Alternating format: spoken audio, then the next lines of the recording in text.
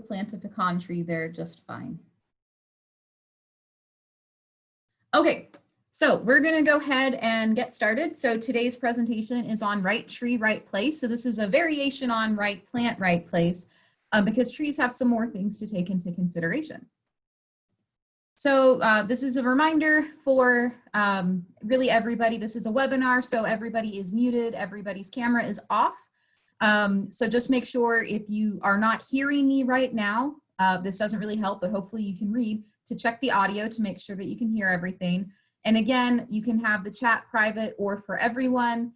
So if you have something that you don't want to kind of share with everybody, you can send it privately.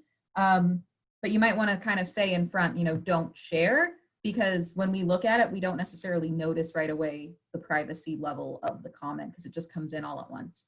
Do we have any questions about how to work Zoom before we get started?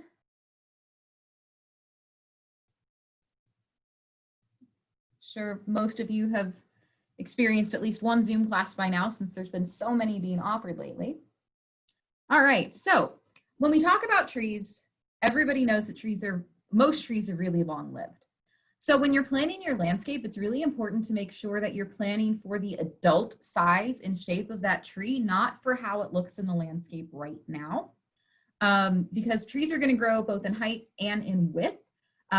So we want to take that into consideration. Now, palms don't grow the same way. Their structure is different, so they don't have as much girth to worry about, but they do have that height to worry about. Okay. So as we go through this, I'm going to talk about specific trees. I'm going to talk about what their mature size and habit is. So when I talk about habit, that means the general shape that that tree will be at an adult size. And that's really, again, what you need to consider when you're thinking about the landscape. You want to not think of the tree as, you know, a fixed entity, because it is ever changing. So we're going to start off with some basic site selection considerations. We'll talk about invasive species. We'll go into a little bit about why they're here and what we can do about them. I'm also going to give you alternative native plants to plant for similar looks. And then we're going to get into our native and Florida-friendly plants. And I'm going to start with understory trees. And the understory trees basically are anything under about 30 feet. And then the overstory trees are going to be the larger trees that obviously exceed 30 feet at full maturity. So for site selection considerations, I think one of the most obvious things on a property that people really get infuriated about when it comes to trees is power lines. So if there's power lines on the property and you're planting a new landscape, you really want to avoid planting the trees close to the power lines, particularly under them. Now, if you have to plant them under, if that's the only place you have, you want to stick with something that does not get very tall. I would say you want to stick with one of the understory trees for sure, and ideally have a V habit or a V shape. So that V shape allows the tree to be able to get pruned around the power line and still be able to keep the structural integrity of the tree itself. Now in this picture, you can see that it's a live oak that was planted underneath the power line, and live oaks get about 80 feet tall with a spread of about 120 feet. This was not an appropriate tree to pick to plant next to a power line. And the reason we know the plant was there after is because it is quite small. So it was definitely planted after the poles were actually installed. So clearance is required on power lines, so the pruning is actually necessary. So that's why it's important to think about where trees are when there's existing lines. There's not much to be done when new lines have to be put in. But here's an example of a tree that had to basically be sheared on one side. So now with these pines, they do get a nice pyramidal shape that does work being close to power lines. The trunk just needs to be planted far enough away that the spread of the tree won't interfere with the requirements of how close things can be to different power lines. So if you have something like a distribution power line, those tend to be coated so they can handle trees being a little bit closer to them, but transmission lines, you want to stay as far away from those as possible because the electricity can arc. And just a little bit about me so you know, I actually spent several years working utility forestry with utility lines. So I had to manage trees around utility lines for a number of years. So here's an example of kind of that V shape and how it prunes. It doesn't look as bad as when you have the wrong shaped trees underneath. So you can actually prune that center out. It looks relatively good. You have the clearance, everybody's happy. Because again, if we don't have the clearance, we don't have electricity. And I think most of us have gotten used to having electricity.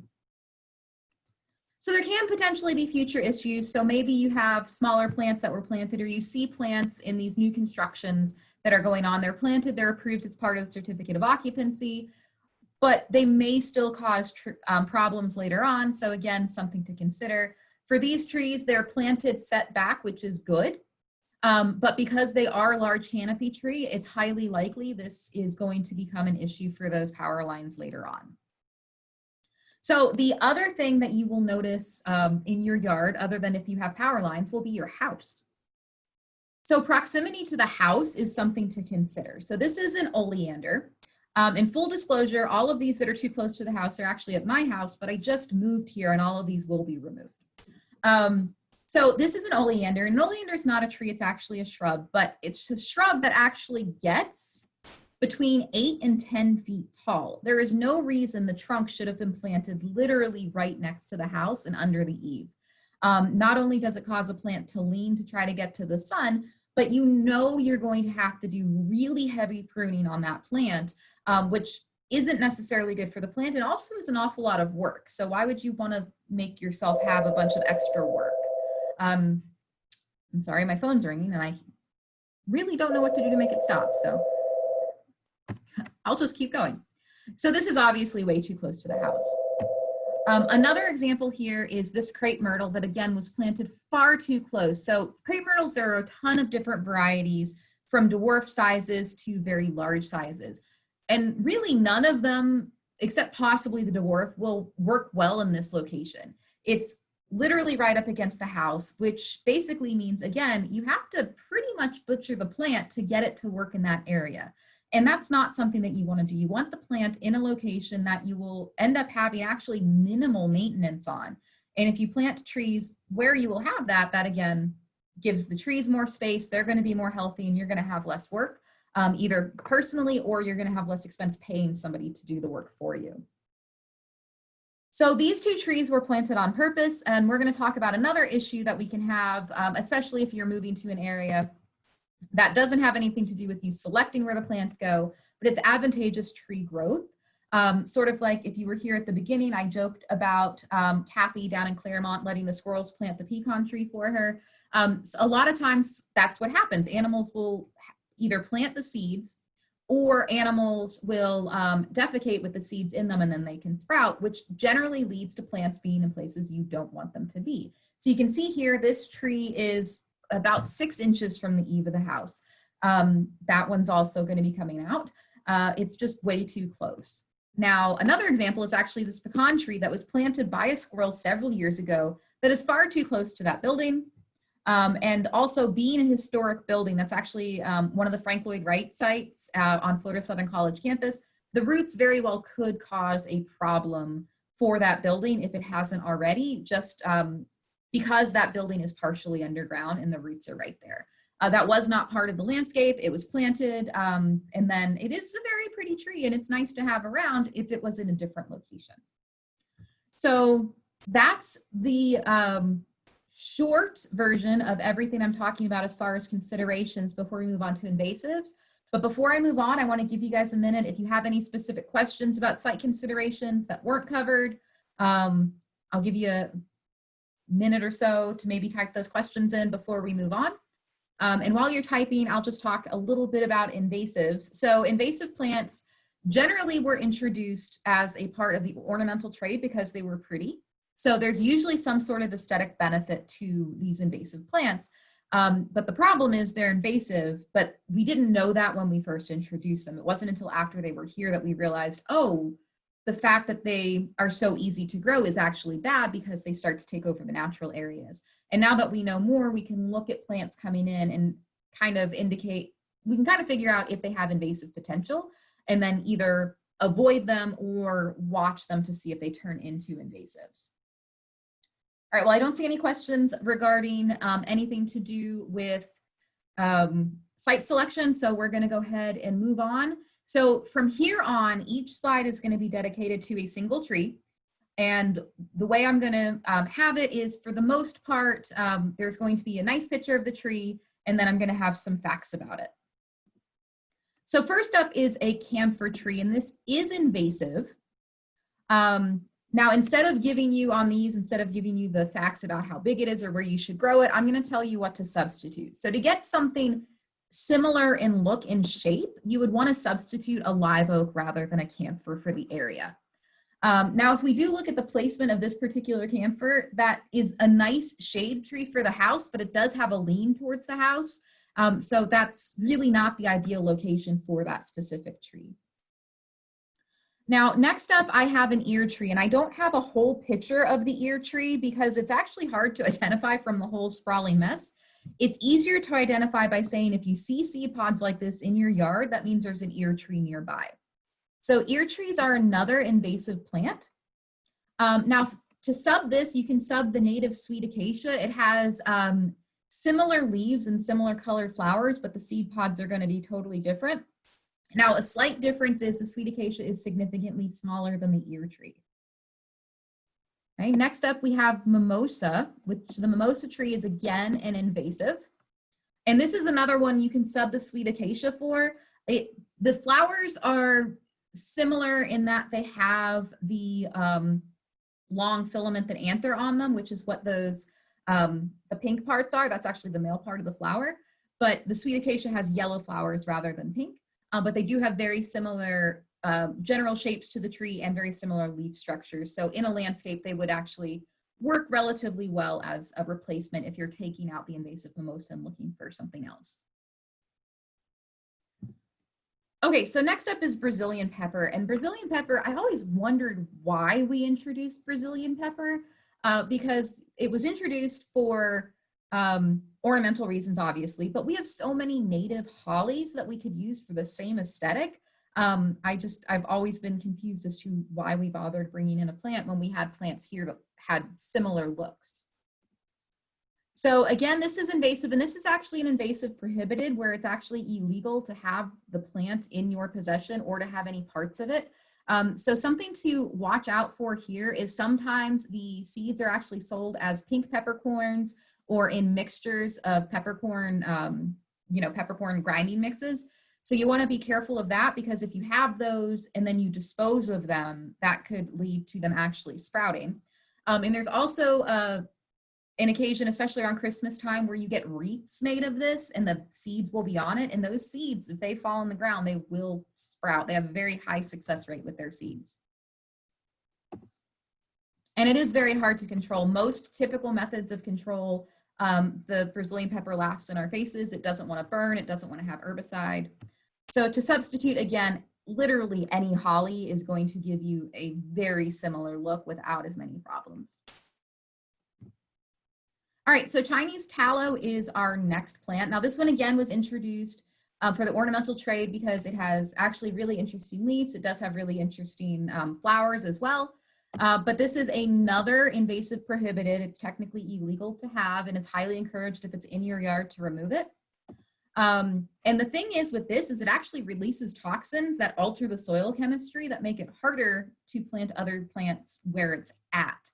So it has this wonderful chemical competition within the root structure, which is cool from a botanical standpoint, but from a horticultural standpoint, it's awful because now you have just completely wrong soil chemistry to get what you want to grow. So if you have something that has leaves like this in your yard, you're always welcome to bring a sample into the office or send us pictures to confirm that it is actually Chinese tallow and make recommendations for what you should do with it. Now to sub here, you could use a golden trumpet tree because it does have similar yellow flowers. There isn't really something that's going to kind of match the leaf and size of this as much, but we do have, alternatives that will work. So that is all of the non-natives that I was going to talk about today. Does anybody have specific questions about invasive trees that they maybe have come across that they want me to go over before we start our Florida-friendly understory trees?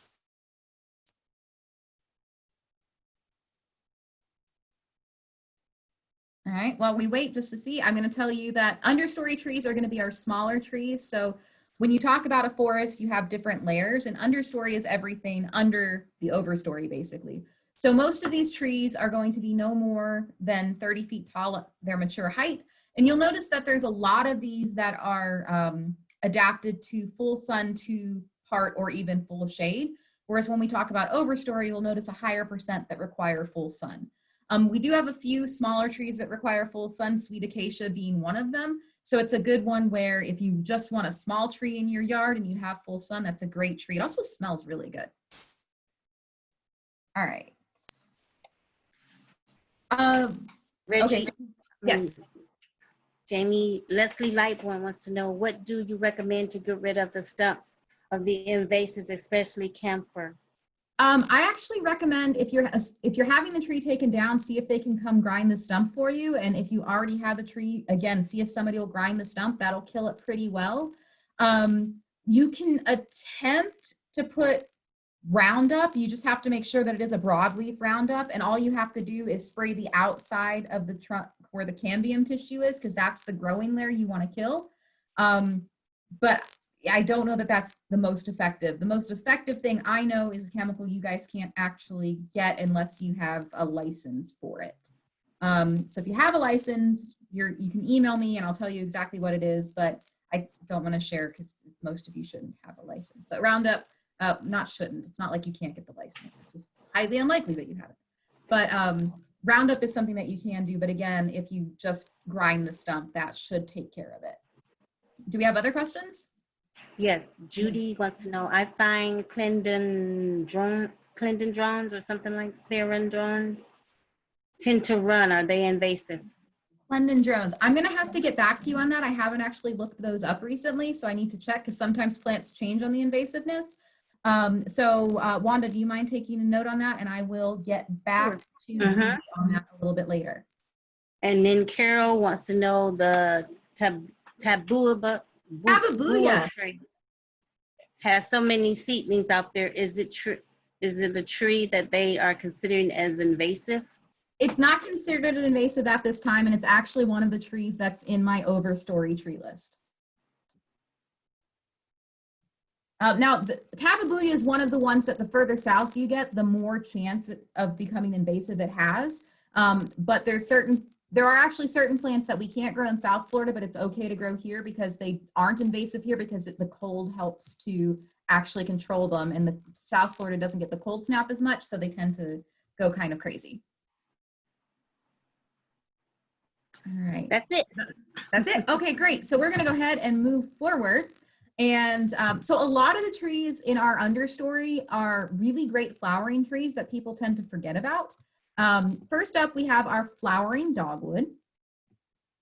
So flowering dogwood is going to get between 10 and 30 feet tall. So it's this really nice tree that gets lots of flowers on it. The spread is going to be between 25 and 30 feet. So it can have kind of this nice round shape or a spherical shape to it. When I was learning about trees, we always considered like the round trees as the lollipop trees. So they kind of look a little bit like lollipops when they're full grown because they have that round structure and then that little trunk. Now these are good in full sun and part shade, so they have a nice wide range of where you can plant them. And this actually is a native, so it's a great one to put in the landscape to get some color and to get some just interest as well. Because a lot of times when you plant trees, especially in Florida, so many of the trees that we're used to seeing in landscapes have relatively inconspicuous flowers. So you don't notice it. You notice all the pollen, but you don't necessarily notice the flowers, with the exception of the magnolia that on the opposite end has absolutely massive flowers. So this is a nice one where it's that in-between layer. So I have fringe tree. Fringe tree is the only one that I have the Latin name for, just because the common name for fringe tree could mean a lot of different things.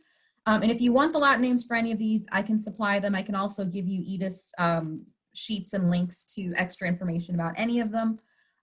So this one is a native. So it's going to get between 12 and 20 feet tall. And you can see the difference. I have two pictures on the left for you where you have the top where it's not flowering and then the bottom where it is actually flowering. And this one's a nice one. It's a native of Florida that doesn't get planted enough, in my opinion. So the spread here is 10 to 15 feet. So it's not a massively wide or tall tree. This is a nice compact tree with really interesting bark and branch structure as well. So you're going to get this oval to rounded shape at maturity.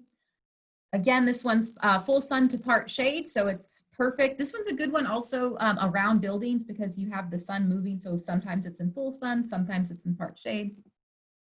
And again, it's a native, and I already said that about 12 times. So next up, we have Yaupon Holly. So I have several hollies together here. This one's a little bit bigger. It gets between 20 and 30 feet tall with a spread of about 8 to 12 feet. So from that, you can get an idea that it's going to be more columnar or pyramidal. So you're going to get kind of like Christmas tree look to it. So this is another one for part sun to full shade. It's got reasonable drought tolerance as well. And the nice thing here is it's another native. So once you get these natives established, you shouldn't have to do too much to them. They shouldn't need a lot of excess water, if any, and they shouldn't need a bunch of extra fertilizer either because they're adapted to the areas that you're actually planting them in. All right, next up, we have our Yaupon Holly. So this one is a little bit bigger. So we have 10 to 25 feet high, but the spread is a little bit bigger. So we have 15 to 20 feet and the spread giving it more of a vase or round shape. Now, when I mentioned vase-shaped trees with Powerlines earlier, one of the things to consider with a vase shape is that's one of the few times that you might want to have 2 leaders. So that way you can have that V shape. You don't necessarily want that single straight trunk on a V-shaped tree, especially in your power lines, because that single trunk is going to end up getting taken out. So when selecting a tree, you might want that actual V shape in that particular context. So this is another native that's full sun to part shade. All right, so Redbud. Redbud, I have to admit, I keep forgetting Redbud can grow in Florida because when I was introduced to Redbud, it was actually in New York City. So I tend to think of it as a much colder climate plant, but a lot of trees have a very wide range and Redbuds are really very pretty trees. They have these gorgeous pink flowers and then their leaves are kind of heart shaped. So even when it's not flowering, the foliage is this really interesting item to actually have in a landscape. So these are about 20 to 30 feet tall at maturity with a spread of about 20 to 35 feet. So that gives you kind of a vase shape overall, but it's a really irregular shape. So maybe a little bit oval to it potentially, but these are, again, an interesting one. They tend to have interesting ways that their trunks will actually grow. It's another full sun to part shade. And again, this one is a native. So sweet acacia, I've mentioned this a couple times. I wasn't able to find a picture that I could share that had the flowers on it. Unfortunately, I did look, but this is what it looks like without the flowers. And if it has the flowers, you'd imagine these little yellow powder puffs all over it, basically. So they get max height of about 20 to 40 feet tall with a spread of about 20 to 30 feet. They have this oval habit. So think about an egg on a stick when you think of an oval habit. And when I mentioned spreading, it's basically an egg sideways on a stick. So these love full sun. So this is another great one if you're just looking for something a little bit smaller in your yard. And I know this one gets 40 feet and I said the understory would be about max 30 feet. This is an exception because the range just kind of falls in an in-between. And again, this is a native. So next up is Loquat. So these max out 20 to 30 feet high with a spread of about 30 to 35 feet. They have this nice rounded habit. And the nice thing is they produce an edible fruit. So that's always great. They are a full sun to part shade tree. They are non-native, but they're not listed as invasive. Now, fire blight can be an issue with these guys, and let me see if this will let me do it. It won't let me. So if you're interested later, you are welcome to email me and I can send you some more information about fire blight. I actually did a little article in our Master Gardener newsletter about it. In fact, if Wanda maybe wants to pull up the link to the newsletter and share it in the chat, then you guys can kind of learn more about fire blight. Fire blight is actually a bacterial disease that can impact The loquat tree, it's one of the few trees in Florida that'll actually cause a problem. Usually you see it in pears and apples up north. And it actually turns, it looks like it's burning from the tips. It will just start blackening everything. And then as it rains, the bacteria moves on to the rest of the tree. So the only way to get rid of it is to do massive pruning and hope that the tree comes back okay. All right, so Simpsons Stopper is next. So these go to 20 to 25 feet tall, 15 to 20 feet wide, and they have a nice round shape. So again, it's that lollipop habit. These are another good one around buildings with that full sun part shade, and these are native. So with these two, they actually do get a red berry on them that's quite interesting to look at and can attract wildlife. And the Simpson Stoppers have a really interesting smell. If you break the leaves, it's got a very distinct smell, and personally, I like the smell of them. Not everybody does, so if you're looking to plant Simpson Stopper, it is a fragrant one, so just make sure you enjoy the smell before you decide that you're planting it. I'm just gonna, let's take a quick break for questions, just to make sure we don't get too far behind. Were there any questions posted?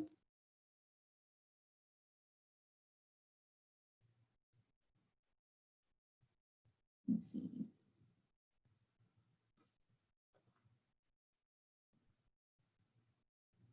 Let me see over here.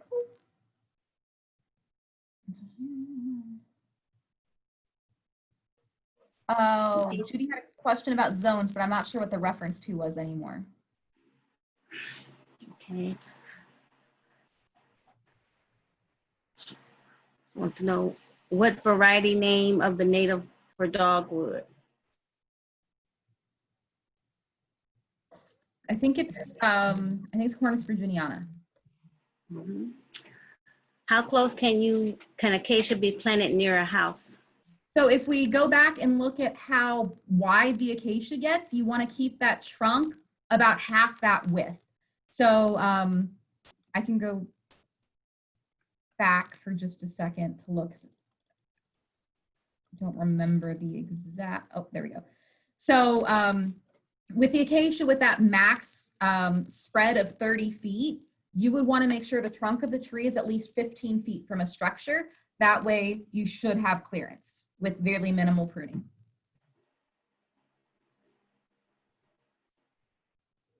What, did we have some other questions in there while I go catch up to where we were?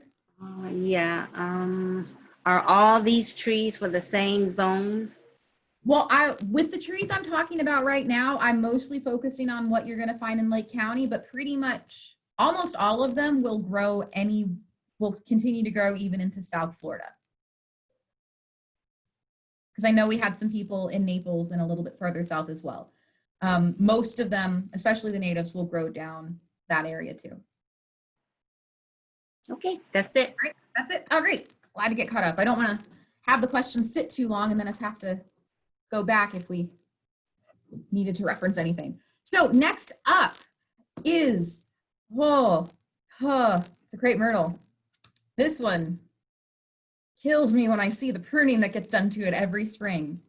So crepe myrtles actually have a lot of different varieties to them, and those varieties have different height ranges and even different width ranges.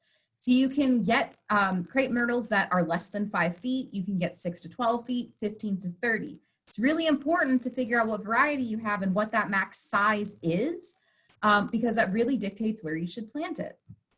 So here's an example of a tree that has not had significant pruning, and you can see that it actually does bloom when you leave it alone. Actually, right before I started teaching this, I had an email with a ton of questions about crepe myrtle and pruning and when it's time to prune them. And really, you should only be pruning crepe myrtle as needed for the health of the tree. The practice in the spring of cutting the tree all the way back is not a legitimate arboriculture pruning practice. Nobody that actually understands trees recommends, nor do they do that. I'm not sure where the practice started, but it's not the one you want to stick with. In fact, the crepe myrtles on my property, I'm completely taking out because they've been butchered to the point that me, as a certified arborist, can't make them safe to leave on the property. So I'm going to be taking those out. So you can actually, again, just treat the crepe myrtle like a regular tree. So the habitats also vary. You can get round, upright, spreading, elliptical. There's a huge variety, but the thing is you do, again, have to let the tree grow to really enjoy the whole view of the crepe myrtle. If you'd like to see some large crepe myrtles and you're in the area, here we have the Discovery Garden that you could walk around in, and all of our crepe myrtles have grown without getting significantly cut back, and it's really nice to see how they look at kind of their full sizes and shapes. So again, selection, sorry for this misspelling, but selection, selecting the right size is really, really important because there is such a huge range going on here. And these are full sun but they're also tolerant to part shade. So since crepe myrtle can be something that tends to have questions, does anybody have a crepe myrtle question? Yeah, Eileen Pompano says she was told that you prune crepes to avoid all the seed droppings. You could also just prune the seeds off if you want to. And Carol says that the Florida dogwood is Cornus Florida. Okay, thank you. I don't have all the Latin names memorized necessarily, unfortunately. I'd love to. But yeah, the seeds drop. I've never had a problem with the seeds when they drop from personal perspective. And again, they don't have a huge success rate in growing. The seed pods are actually really cool as far as, botanically speaking with the seed pod. Is there any other questions? Yeah, Mickey wants to know, will you add the information for all those trees are deciduous or evergreen? Oh, yeah, if they're deciduous or evergreen. So I can do that moving forward. I don't want to have to go completely back. But yeah, basically a large selection of oaks in Florida are evergreen, but not all of them. Live oaks are evergreen. Most of our scrub oaks are evergreen. Laurel oaks are they're kind of like partially evergreen. But we have other ones like Shumard oaks are not evergreens, they're completely deciduous. All right, so, and crepe myrtles are a deciduous plant. So next up is weeping bottlebrush. Now this is an example of something that you really probably don't want to be planting in South Florida, but we can grow it here. Several species of bottlebrush are now being indicated to be actually invasive down in South Florida because they are a Melaleuca species, and Melaleuca is one of the most invasive plants in South Florida. But it is not classed as invasive up in this area yet. I'm hoping it doesn't get classed because I do like it. I also love camphor trees, but they're invasive and I'm not supposed to like them, but as a plant, I still like it, but I just can't like it in Florida, So for the weeping bottlebrush, they get between 10 and 15 feet tall, about 15 to 20 feet spread, and they have this weeping rounded habit. So anytime you list weeping with the plant, it just basically means instead of having these nice firm branches that go out, the branches are a little bit looser and they kind of just go down in like that weeping or waterfall kind of look. These are full sun and they are non-native, and like I mentioned, they are showing indications of it being invasive down south, but it is not currently listed as invasive in our area in Central Florida. Bottlebrush are, I don't have the growth rate of bottlebrush in front of me, but Wanda, if you could take down that name, I will get the bottlebrush information out.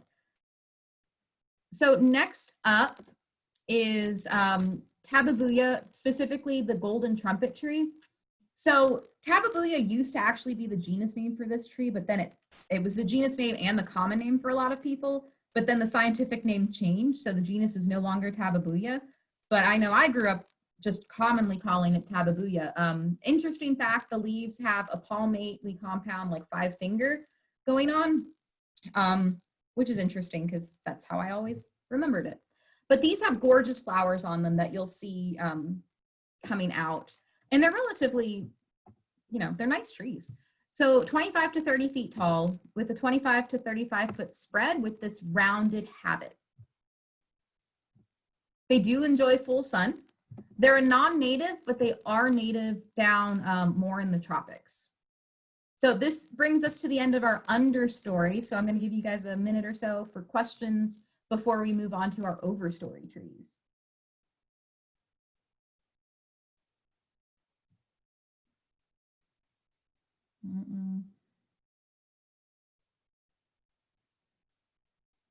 And Becky, if I could click on my links that I have up here and they would work right now, I could tell you how fast that bottle brush grows, but if the links aren't working for me while I'm doing the presentation, unfortunately. All right, I don't think we have any questions, so I'm going to go ahead and move on to our overstory trees. So again, those overstory are the large canopy trees, and in the forest, they tend to be what ends up kind of dictating the type of forest that you have. So sometimes you have like a magnolia beech forest, that's the overstory trees that are there, or if you have an oak forest or a pineland or something like that. So these all require a large amount of space. They need a big yard. And something else to consider when you're putting in a big tree is how close it is to your house in the event that it maybe failed at some point in its life. There are certain species of trees I'm uncomfortable keeping too close to my house, and actually pines are one of them because pines do naturally drop limbs. The nice thing about pines, though, is that if they're going to die, they turn brown and let you know they're dying really quickly. And that just gives you time to actually take them out. And they're unlikely to fall until they're actually dying. So that part's nice. So first up, we're going to talk about our bald cypress. So bald cypress are really very tall trees, 60 to 80 feet. And they have a narrower spread of 25 to 35 feet, giving them that pyramidal look.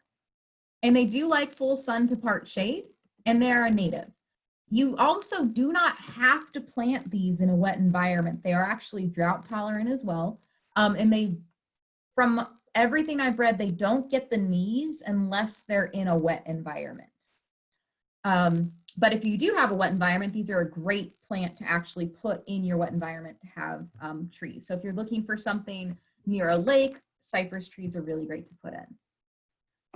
Now, a close relative is actually the pond cypress. So these guys are a little bit smaller at 50 to 60 feet with a 10 to 15 foot spread. So again, with that pyramidal look, and again, with the full sun to part shade and a native.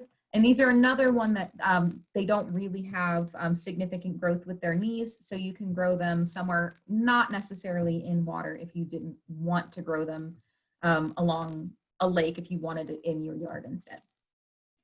Now, these are actually, both of those are actually interesting because they are deciduous. They are one of the few conifers in Florida that drop all of their needles. And sometimes they turn brown first and people think they're dying, but it's actually perfectly natural for cypresses to drop all of their needles for the winter time, and then they come back in the spring. So next we have American holly. So this is going to be a larger holly since we've moved to the overstory. So this we're looking at 35 to 50 feet tall with a 15 to 25 foot spread, giving it more of a pyramidal shape. So this full sun to full shade is okay, but the nice thing about this is because it does have that shape, it's kind of like a Florida native, like Christmas decoration almost. And again, this one is going to be native. So we have another holly to talk about with our East Palatka holly, which is another larger one. So this is 30 to 45 feet tall with a 10 to 15 foot spread, giving it again that pyramidal look. And we do have that full sun part shade native again. And the difference here between East Palatka and American is American's going to have more points on the leaf, whereas when you get to East Palatka holly, it's a much more smoother entire margin of the leaf. So you don't have to worry so much about people getting injured or pricking themselves walking too close to this plant. All right, moving on to some oaks, live oaks. These guys are interesting. So they tend to grow maybe 60 to 80 feet tall with a spread of 60 to 125 feet. Now, the really cool thing here is they can actually grow in a clump and still get that general habit, even though there's multiple trees in that area, which is very cool. That also being said, if you plant the oaks close, they will potentially get taller rather than wider so that they are not competing directly with the trees around them. It's just that adaptation so everything can work out. So if you look at this picture, you actually have 3 trunks there that are equating to that same spread and height that one tree would have naturally. So they do have that spreading habitat. They really like to be out. So ideally, you want to give live oaks lots of room. And if you really want to have a super cool looking live oak, you can let the lower limbs stay, because ultimately to adjust for hurricanes, these trees have adapted basically elbows on the ground. So they want those branches like on the ground to help stabilize them in the wind. So if you have enough space to really let the live oak grow naturally, they're super cool trees. It makes them fun for kids to climb up as well. And these do grow full sun to part shade, and they're a Florida native. And these are going to be one of the evergreen trees too. So laurel oaks, these are a little bit more of a lollipop tree. They're taller than the live, so 60 to 70 feet, 35 to 45 feet wide, with more of a rounded shape once you get up into the actual habit. Full sun to part shade. It's a native.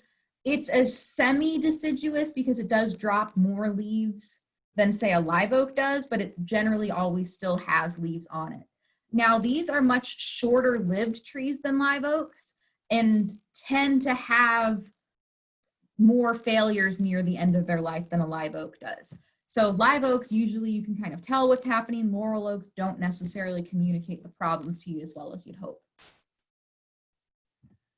So Shumard oaks, for those of you in South Florida, you can't grow Shumard oaks. Where we're at here, we're basically at the very edge. Pretty much Lakeland, Florida is just below the southernmost region for where you can grow them, where they're still gonna look any kind of decent. So Shumard oaks are kind of more of a stereotypical oak if you're from the north. They have more of that leaf structure you're used to. So these are going to be 55 to 80 feet tall with a spread of about 40 to 50 feet. They're going to have a more rounded to oval habit, and they do like full sun, and they are native.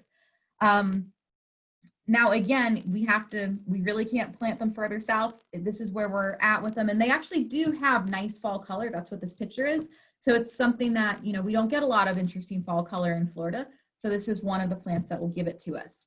Now, I want to mention that I was going to include turkey oak in this presentation, and I'm familiar with turkey oaks by working with them in the field, but I had never actually looked up what the official max height of a turkey oak was. And I noticed there was significant conflicting information ranging from anywhere between maxing out at 3 meters to maxing out at 70 feet.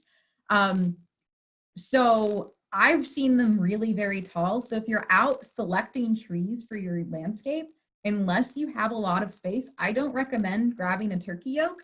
Unless, like if you're doing a restoration project, that's great, but through your yard, because of the significant conflicting information right now, just go ahead and avoid that particular oak tree until we can get, everybody on the same page for what actually is the size of that particular tree. And if you're wondering, yes, I did look up the information based on the Latin name of Quercus laevis, and it just did not come up with any kind of consistency, which was very strange. And because I did mention fall growth on the Shumard oak, it is a deciduous. So longleaf pines are next. Now, longleaf pines are a pine that you're unlikely to really grow from a young age. It's more likely that you have them on site already, and that's just because of the way they grow. They have some very specific growth stages and actually have a very large taproot. So while you can transplant them with success, it's just less likely that you're buying these to actually put in as just a general rule. So these are large trees, 60 to 125 feet with a 30 to 40 foot spread, and all of that's going to be relatively high up in that tree. They have an oval habit, and they do like full sun, and they're a native. They're actually a very important native, especially basically from really in the whole state, but from where we are moving up north. There's some really important habitats and some animals that really are completely reliant on these trees. So they're very important to have around. Now, one thing I want you to make note of, because the next tree I'm going to show you is a slash pine, and they can be confused when you're seeing them separate from each other. So take a minute, look at this longleaf pine and notice that the top is kind of a bit more rounded, okay? Because the slash pine's a bit flatter. So here's the slash pine, and you can see that it's a bit flatter than that longleaf pine was. It tends to be a bit more obvious when you're actually in like a pine savanna or something and you're seeing them close together. You say, oh, flat, round, okay, now I can do this point and figure out which is which. So these are a little bit smaller with only getting to a max of about 100 feet. And they have a spread of 35 to 50 feet, so a little bit wider and gives them more of a pyramidal or oval shape overall. And again, they're a bit shorter. These are also very important. Historically, they have been used to actually make turpentine, which is really cool. They can grow in full sun to part shade. They generally prefer the sun, but they can manage part shade. And again, that's just getting shaded for part of the day. And again, they're native. And both of those being pines, they're evergreens, so you will see the leaves all year round. So Southern Magnolia is another one that is an evergreen. So an interesting thing about magnolias, so we've talked about several different trees. So plants have kind of three major groups when you're talking about vascular plants. So you have your gymnosperms, which includes your pines and all of your conifers. Then you have your angiosperms, which is all of your general flowering plants. But then you have this middle that's literally a middle. It's in between those two called the magnolids, and that's where the magnolias fall, along with other things like star anise and some of the actual peppercorn pepper plants. So Southern Magnolia is going to be an evergreen. It's 60 to 80 feet tall, 30 to 40 foot spread with that pyramid to oval habit. And they also have those very big, fragrant, showy flowers. They can do full sun to part shade. It is a native. And these are just, they're really great. Some people don't like them because of the cone. It's not really a cone of seeds, but that's one of the things that shows you it's between the two different plant groups, the two major plant groups between angiosperms and gymnosperms, because they have some characteristics that kind of mesh with both, which is really something I think super cool about them. So Sweetbay Magnolia. Sweetbay Magnolia is a bit smaller. It's 40 to 50 feet tall. Oh, that should be 15 to 20 foot spread. I'm sorry, the keyboard mustn't have been working. With more of that base, columnar to base habit. You're gonna look for part sun, full sun to part shade, and it is a Florida native. These also have showy flowers. They're a little bit smaller. And the leaves are also smaller and not quite as hard as this magnolias, the Southern Magnolia, sorry. So moving off of magnolias into maples. Oh, I just noticed. I think we have a couple of questions. I should maybe take a quick pause to catch on questions. Okay, Anne wants to know, how can understory trees need full sun? Well, it's not that they necessarily need it, it's that they can tolerate it. And also some of the understory trees that need full sun naturally they're classed understory because of their size, but naturally speaking, you wouldn't necessarily really find them in the understory of a forest. You'd find them more kind of out in the open. Laura wants to know, will the pines lose lower needles and branches, or can the trunk be covered to the ground? The pines lose their, so as the pines grow, they naturally prune the lower branches and they just keep dropping it. So the whole canopy kind of moves up with the tree. So it doesn't completely coat it like different evergreens that you see up north. Ours are kind of more spindly and a bit skinnier overall. With the exception of sand pine is the only pine that really is gonna have that kind of cover all the way down, but they don't get as tall. And I don't have them listed here because they're actually a fire hazard. So they're great in nature, but you don't necessarily want a sand pine in your yard. Eileen wants to know, what kind of fertilizer do you use on magnolia?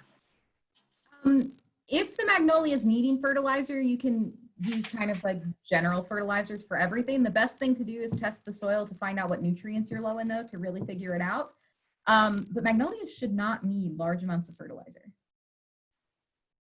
Okay, that's it. All right, great. Let's move on to red maples. So this is another one that gives us some nice fall color, and it is a deciduous tree. So you're going to look at these to be about 60 to 75 feet tall, 20 to 35 feet wide, giving them kind of an oval, rounded, upright shape to them when they're fully grown. These like that full sun part shade, and they are a native. Now, something to note about these is they can get really stressed during a drought, and they can really look bad and become susceptible to different pests and diseases. So that's just something to consider. Also, in large storms, maples aren't necessarily the best at making sure they don't fall apart. So something else to consider when you're looking into what plants you are interested in.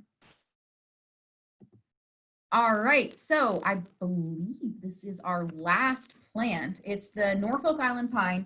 And I specifically put this in here because one of my master gardeners came in to talk to me about their Norfolk Island pine. So I decided to go ahead and put it in. Now, if you'll notice, it's a very tall pyramidal tree.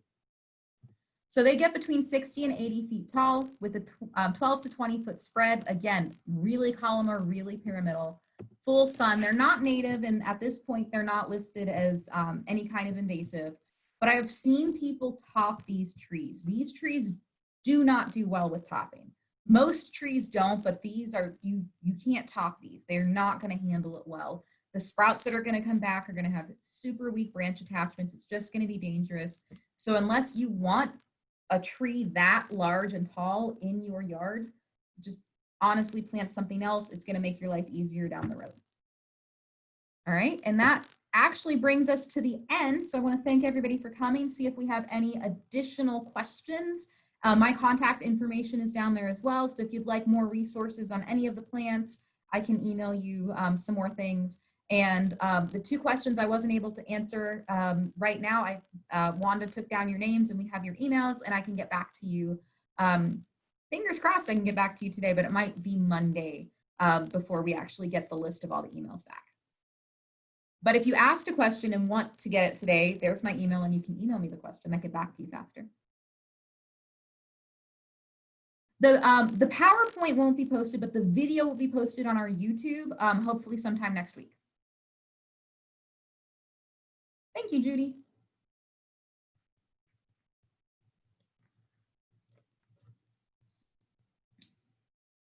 All right, guys. Well, thank you all for coming. If we don't have any more questions. Nope, I don't see any. Everybody just saying thank you. Great presentation. All right, I'm gonna stop sharing.